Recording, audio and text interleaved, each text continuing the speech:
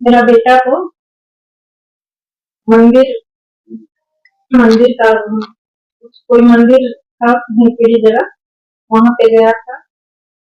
मंदिर को तोड़ा जा रहा था तो उसका विरोध में खड़ा हुआ और बोला कि इस मंदिर को कोई हाथ नहीं लगा सकता है।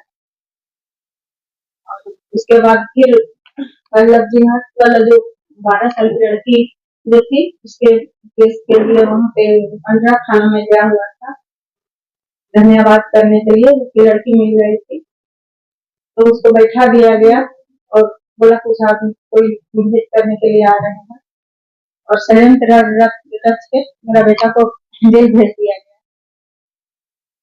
उसके बाद 19 तारीख को जेल भेज दिया गया और कुछ दिन के बाद जब गणेशु वाला जो बात आया उसको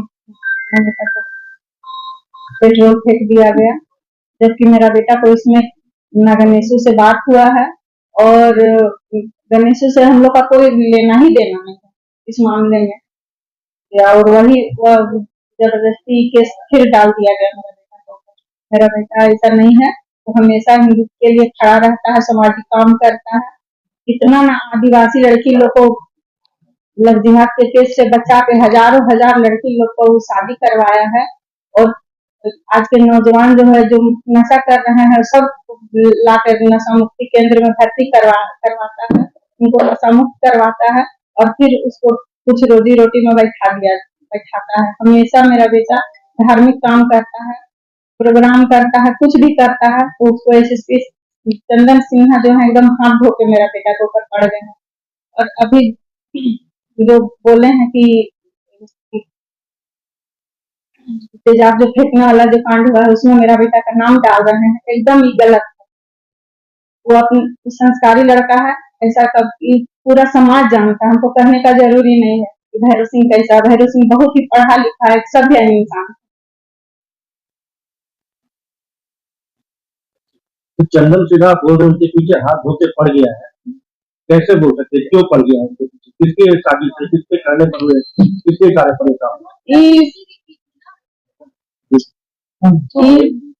ऊपर से दबाव आ रहा है, हेमंत सोरेन का दबाव है।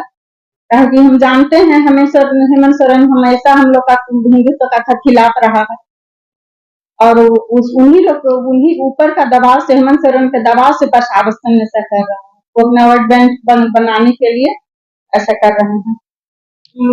हुआ मेरा बेटा जाना की केस हुआ है तब वो गए डीआईजी के पास गए और बोले कि मेरा बेटा बोला कि आप ऐसी जांच करिए कि उसमें मेरा कोई हाथ नहीं है, फोटेज को निकाला जाए, देखा जाए, पर उसका कोई जांच ही नहीं हुआ। सीधा उसके आरोप लगाकर उसको 2 महीना पहले का बात है और अभी उसको ऐसा कर दिया। हम सीबीआई जांच चाहते हैं, सीबीआई जांच चाहते हैं कि फोटेज निकाल के दिया जाए, तब तक इस जांच को किया जाए। और हम मेरा बेटा को एसएसपी से जान का भी खतरा है। हम सीबीआई जांच चाहते हैं, हमेशा मेरा बेटा के ऊपर कोई ना कोई आरोप लगाकर, जबकि जब भी कुछ धर्म के काम में खड़ा रहता है तो उसको जेल भेज दिया जाता है। एक बार नहीं, हजारों बार ऐसा हुआ है और मेरा बेटा के ऊपर कोई ऐसा केस नहीं है, गलत काम का कोई केस ही नहीं है। सब पूरा समाज ही बात को जानते हैं। हम सीबीआई जांच चाहते हैं और इस तक चाहते हैं कि सीबीआई जांच करे और अगर सीबीआई जांच से होगा तो चंदन सिन्हा जो है, जो मेरे बेटा के ऊपर पड़ गया है, वो एकदम जेल जाएंगे, एकदम हम दावा के साथ कह सकते हैं। और अगर मेरा बेटा को कुछ होता है तो इसका जिम्मेवारी चंदन सिन्हा है। वंदे मातरम, जय श्री राम। आप सबों को सबसे पहले स्वागत। हमारे निमंत्रण पे आप सभी आए हमारे कार्यक्रम के लिए, इसके लिए बहुत साधुवाद, धन्यवाद। और सबसे पहला पूरे देश को आपके माध्यम से अभिनंदन देना चाहूं। 17 वर्षों के बाद हिंदुत्व के नाम से जाने जाने साध्वी प्रज्ञा ठाकुर, जिनका केस माननीय न्यायालय की तरफ से कल उन्हें बाइज्जत बरी की जाती है। आफ्टर 17 ईयर्स, 17 वर्षों के बाद ये हुआ है। यह बहुत बड़ा सत्य की जीत है, हिंदुत्व की जीत है, न्यायालय का बहुत बड़ा एक परिचय हुआ है। पुनः साधुवाद देना चाहूं पूरे देश को और आप सबों के माध्यम से।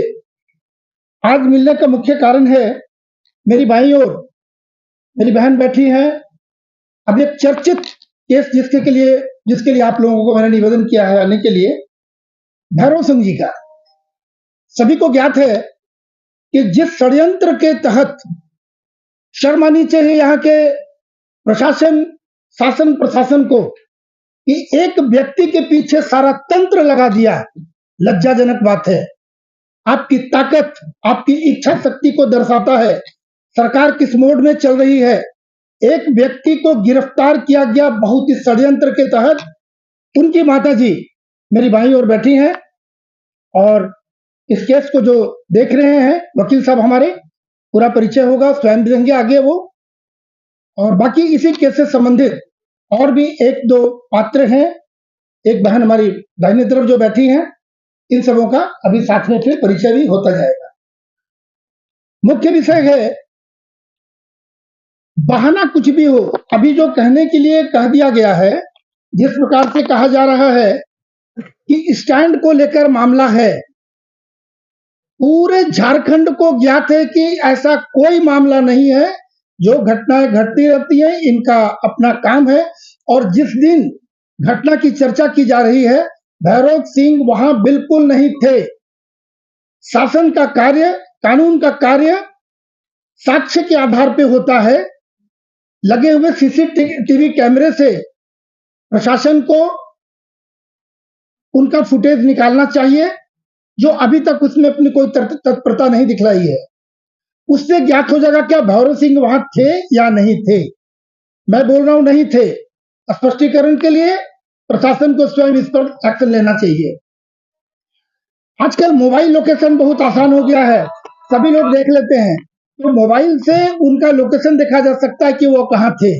उसके बाद प्रशासन से मैं ये प्रश्न करना चाहूंगा, किस आधार पर आपने उनकी गिरफ्तारी की। किसी एक व्यक्ति के पीछे इतना षड्यंत्र रचते हैं, उनका भविष्य, उनका मानमर्दन जो हो रहा है, उनकी माताजी को देखा जा सकता है, पूरे परिवार जिस प्रकार से प्रताड़ित हो रहे हैं, मानसिक प्रताड़ना हो रही है, मान सम्मान की क्षति हो रही है, इसका भरपाई कौन करेगा। सरकार अपना मुख्य काम नहीं कर रही है, जिहादी सड़क पर घूम रहे हैं खुले, उसे कोई देखने वाला नहीं। किंतु जो एक समाज के लिए समाज सेवक कोई कार्य करता है, गर्व होना चाहिए। पूरे देश, पूरा राज्य गौरवान्वित है भैरव सिंह के कृत्यों से। लेकिन यहाँ के शासन प्रशासन को तकलीफ होती है, उनके पेट में दर्द होती है और इन्हें बिना मतलब का गिरफ्तार किया जाता है बदले की भावना से। भाई हिंदू राष्ट्र है, बोलने से तकलीफ होगी लोगों को। भारतवर्ष हिंदू राष्ट्र है।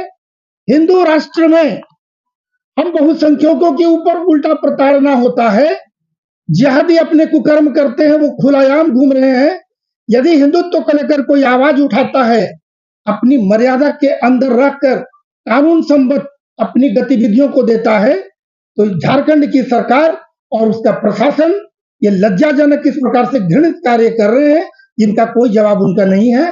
तो मैं बताना चाहूं कि इसका स्पष्टीकरण जो हमारी मांग है, हमारे वकील साहब भी बोलेंगे, उस दिशा पे प्रशासन को कार्य करना चाहिए। आवश्यकता पड़ी कि मैं दोबारा आऊंगा, तो मैं चाहूंगा कि एक बार बहन अपनी व्यथा अवश्य आप बोले।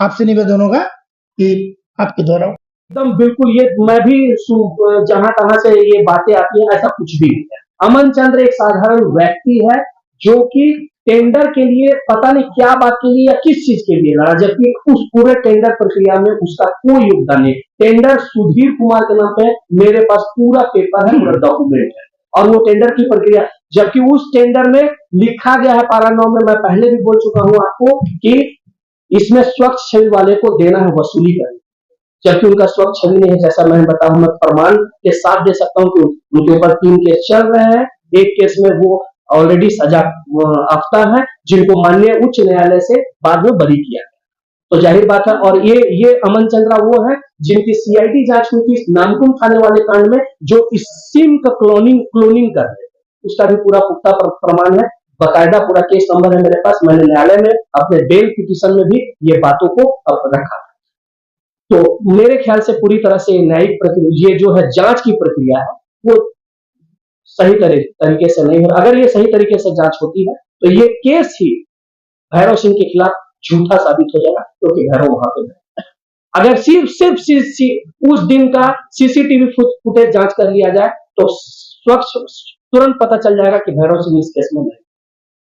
इसके बाद इतना विवाद होने का बात नहीं है। फिर उसके बाद यहाँ पे आ जाते हैं, फिर एक कोई लड़का कुछ करता है, उसमें फिर भैरव सिंह का नाम, इसका जरूरत ही नहीं पड़ता। अगर उनको कुछ करना रहता तो उनके पास 1.5 महीने का समय था, वो 1.5 महीना में कुछ नहीं करेंगे। और जेल जाने के बाद जबकि अपने आप को अंदर कर दिए, अगर जेल में प्लानिंग चल रही तो फिर माननीय एसएसपी साहब या जो भी पुलिस प्रशासन वो बताए कि ऐसा प्लानिंग कैसे जेल में हो जाता है। भाई साहब, हम लोग तो यही जानते हैं कि जो क्लाइंट हमारे जेल में रहते हैं, वो जेल में रहते हैं, 3 टाइम का खाना उनको कैसे ये मुनस्सर होता होगा, और दिन रात हम लोगों के पास प्रेशर आता रहता है उनके परिवार के माध्यम से, सर मेरा बेटा को छुटाइए। अगर जेल में सब कुछ होता, प्लानिंग हो जाता, तो सब जेल ही में रह जाता।